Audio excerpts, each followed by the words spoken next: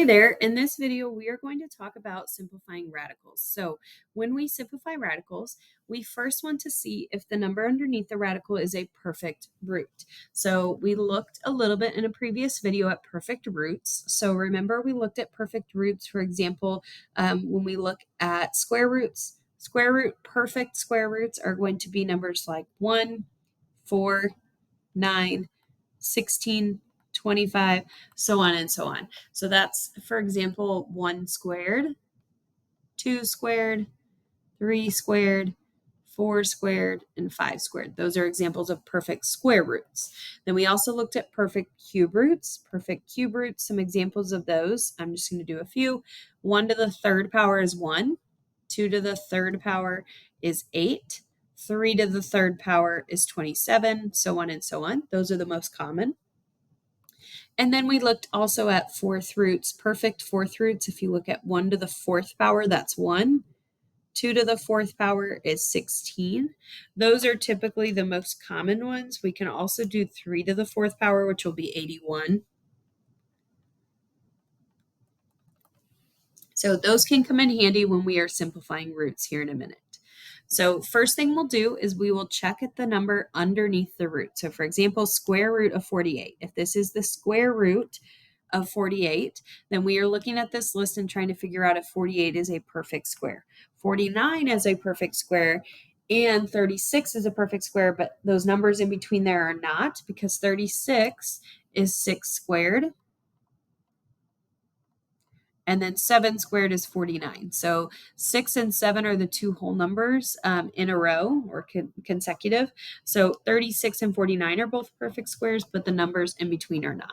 So that tells me that 48 is not a perfect square, and neither is 128. So we need a different method to be able to simplify, since these are not able to be just evaluated in that one step. Now, if the number is not a perfect root, then we will find two numbers that multiply to the number under the root. So find two numbers that multiply to 48, or find two numbers that multiply to 128. And once we've found those two numbers that multiply to the number under the root, we want to make sure that whichever two numbers we pick to multiply together, one of them has to be a perfect root. So if we're working with a square root, then it needs to be a perfect square.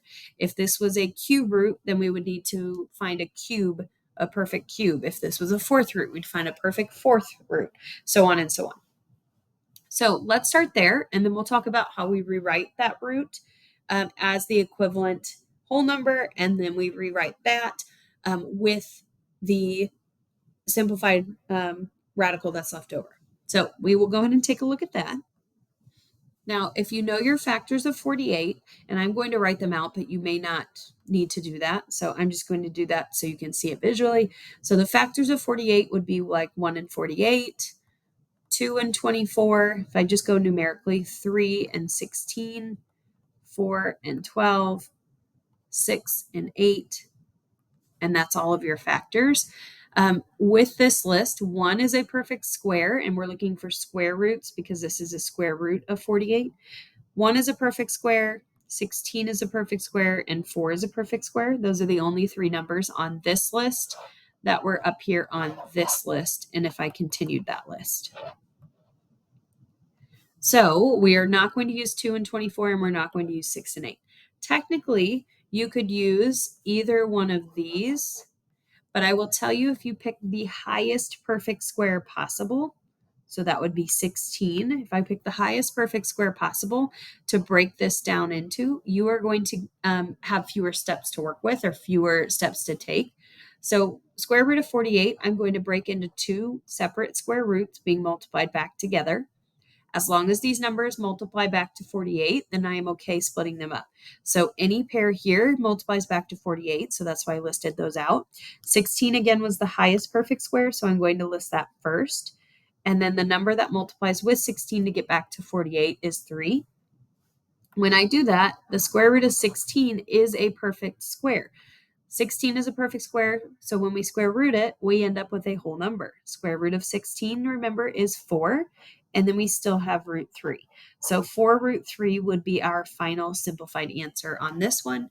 Now, I do want to point out, if you had picked 4 and 12, you would have the root 4 and root 12, which would be 2 root 12. You would then have to break this 12 down further because you didn't pick the highest perfect square, and you'd have to break that into, for example, 4 and 3, which would be 2 root 3, but you still have this other 2 being multiplied. 2 times 2 is 4, and that gives you 4 root 3. So you can see that, and I went through that quick because I don't suggest that method, but you can see you get the same answer. It's just a lot more work than if you pick the highest perfect square.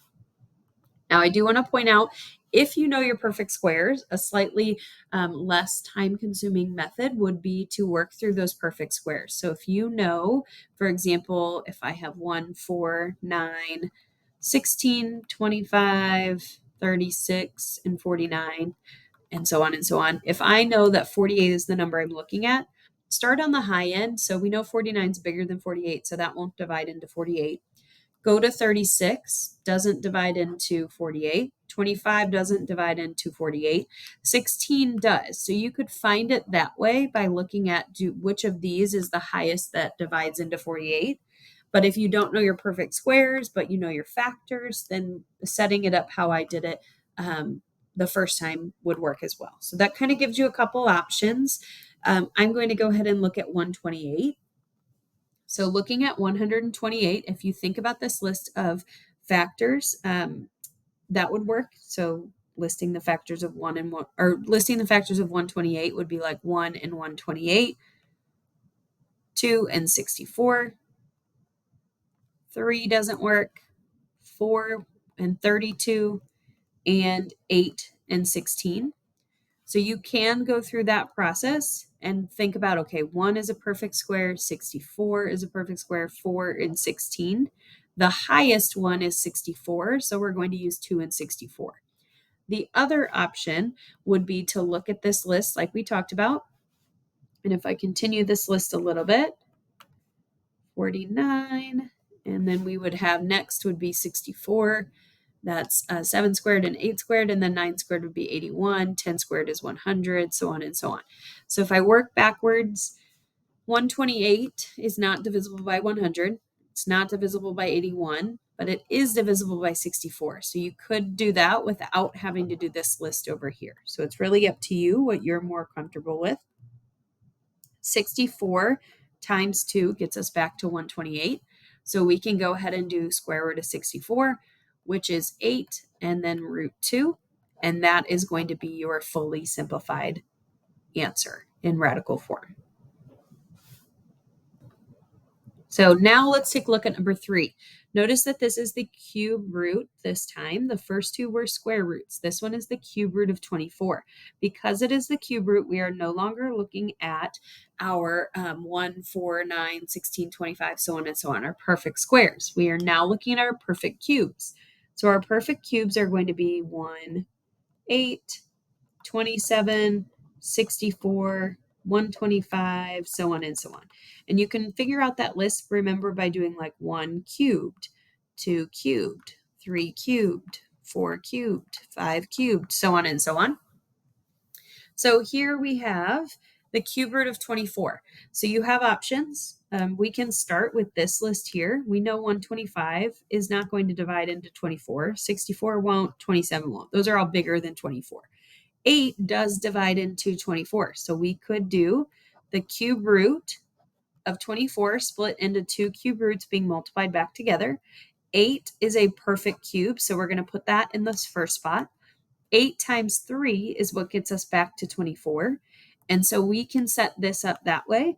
Or just like we did on those previous ones, if you prefer to list the factors, 1 and 24, 2 and 12, 3 and 8, and 4 and 6. But remember that you are not looking for perfect squares. We are looking for perfect cubes, which would just be 1 and 8 on that list. So 8 is the highest perfect cube that goes into 24. So we would use 8 and 3. Either method is fine. And either way you end up here, and then you go ahead and evaluate your perfect cube of 8. The cube root of 8 is 2, the whole number 2, no root left on it. And then we still have the cube root of 3. So 2 cube root 3 would be our answer on this one. And then looking at number 4, this one is fourth root of 32. So our perfect fourth roots, remember, are 1, 16, 81, 256, so on and so on. Now 32 is smaller than 81 and 256, so we know those aren't going to divide evenly into 32, but we can split this fourth root of 32 into two fourth roots where one of them is a perfect fourth root. 16 does divide into 32. So we can put 16 here. 16 times 2 gives us 32. So we can split this fourth root of 32 into the fourth root of 16 and the fourth root of 2. As always, if you would prefer, you can list out those factors instead, 1 and 32. You could do 2 and 16 and 4 and 8. And the only perfect fourth roots would be the 1 and the 16. And so that's how we know that 2 and 16 would be the answer or the pair that we would use to get our answer, because that is the highest perfect fourth root. Either way, we go ahead and evaluate fourth root of 16. The fourth root of 16 is asking what number times itself 4 times, or what number to the fourth power gives us 16. That would be 2 to the fourth power gives us 16. So the fourth root of 16 is 2, and then we have the fourth root of 2 left with that. And so 2 fourth root of 2 would be our answer on that one. Now, just as a note, you can multiply roots together, just like we talked about on the last page. So in a quick summary of that, root A times root A can be multiplied together into A times A under the same root, which would be A squared. And when you have the square root, I'm going to put 2's in here just to show you visually. When you have the square root and the square, those are going to cancel out when it's just a base to the second power under a square root, and that just gives us A. Just like the cube root, if we have the cube root of A times A times A, which comes from the cube root of A times the cube root of A times the cube root of A, that is the same as A to the cube, or A to the third power under that cube root. Cube root and cube cancel out, and we're just left with A. That would work with the fourth root of A, so on and so on. So what this is telling us is that we can multiply roots together, and sometimes that will help us to actually simplify a problem. So for example, the square root of 2, if it helps you to put the 2's out front, you can. Square root of 2 times the square root of 8. As long as these are the same index, so the same type of root, we can go ahead and multiply the numbers, the 2 and the 8 together. Neither one of those is a perfect square on its own, so it's not going to be helpful to keep them separate. Instead, we can multiply the 2 and the 8 together and get that 16. Now, 16 is a perfect square. So remember, this is the square root of 16. That's asking what number times itself, or squared, gives you 16. 4 squared gives you 16. So 4 is the square root of 16, and that's your answer on this one. Now on number 2, we have the cube root of 2 times the cube root of 2 times the cube root of 2. That is the same as the cube root of 2 times 2 times 2.